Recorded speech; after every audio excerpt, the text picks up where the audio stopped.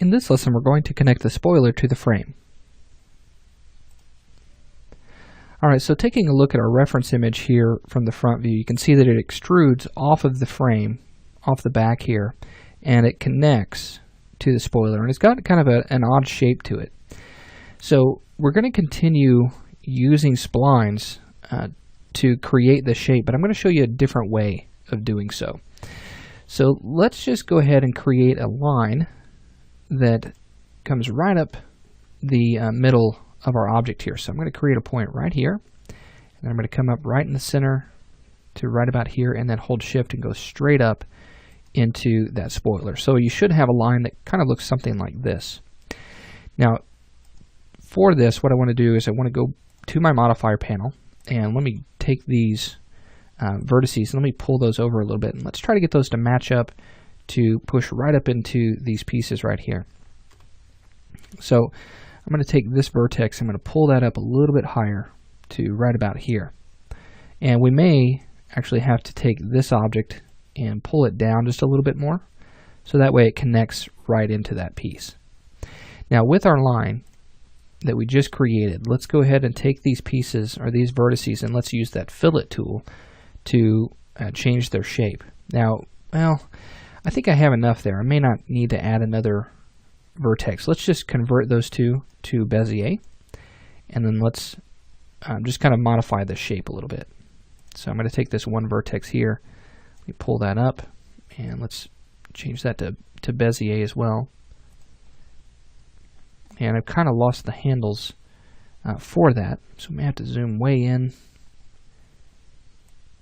and may have to drag right off that vertex to pull those out.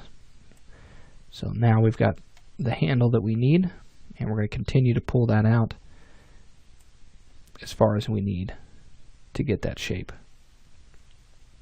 Okay, so let's go ahead and pull that out, something right along those lines, and I'm going to pull this vertex back, trying to make that as straight up and down as possible. I may have to pull this one forward a little bit, and just make your modifications as needed to the vertices here in the middle, just to get that shape that you're wanting, okay, that matches our reference image. Now, whenever we've got this spline finished, we need to know exactly what we're doing with it, because we've created the path, but that doesn't create geometry for us. Okay, so what are we going to be doing with this? Well, I'm going to use this spline as a path to extrude along.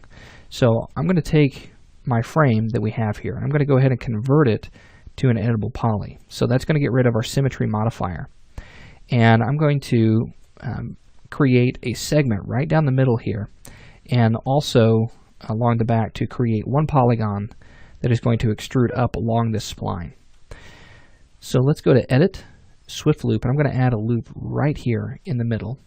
And then I'm going to take the loop right here just by double-clicking on that and using chamfer to split that into two. So we'll chamfer that, we'll pull that up, and we're going to give it about a length of 12 here, right there in the middle. And that's going to be the width of that spoiler piece that connects to the frame. So let's hit OK on that and go to polygon mode by hitting 4 on the keyboard. And I'm going to have this selected and use this extrude along spline. Now I'm going to use the settings so that way I still have control over the extrusion. And now at this point what I need to do is tell it to pick the line I want to use. So let's click on that. You'll notice it's highlighted in blue, and now I need to select that spline that we just created. Notice how that extrudes along that spline and goes right up into our spoiler. So that's enough segments that I need there. I could go ahead and I could bump that up, make that really smooth, but I'm actually going to leave it at 6 because I still need to apply a turbo smooth modifier to this frame and just do it that way. So let's hit OK, and now let's go ahead and create the final shapes that we need. Now at this point I'm pretty much finished with my reference images. At this point they're just kind of getting in the way, so I'm going to right click and unfreeze all and select that reference image group and just hide that. So this gives me a little bit more room to work here. So I'm going to take these edges right here, I'm going to select that ring, and I'm going to use connect and split that into two segments. I'm going to create kind of a little shape that kind of pops off of the back side here. So let's hit OK, and then let's go to polygon mode I'm going to hit 4 on the keyboard to go there, and I'm going to select these polygons right across the back, and minus that bottom one right there. So with these selected, I'm going to use bevel to extrude that out and give myself a little bit of a bevel for this particular detail on this object. So now that I've done that, okay, I've got that set, everything's looking good, and I'm happy with that connection that we've made for our spoiler.